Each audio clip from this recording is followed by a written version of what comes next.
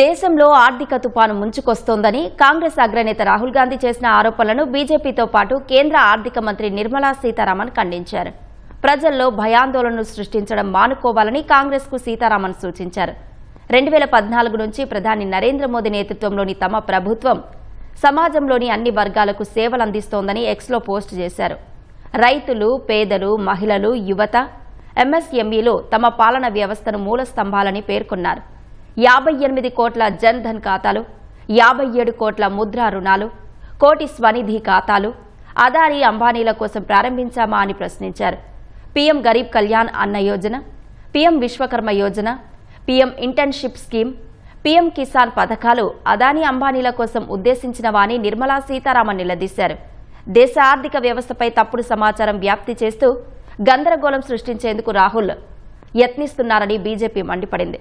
ప్రపంచవ్యాప్తంగా ప్రతికూల పరిస్థితులు ఉన్నప్పటికీ ప్రధాని మోదీ నాయకత్వంలో భారత ఆర్థిక వ్యవస్థ పురోగమిస్తోందని తెలిపింది. ఐఎంఎఫ్ చీఫ్ ఇటీవల ఇదే విషయం చెప్పారని పేర్కొంది.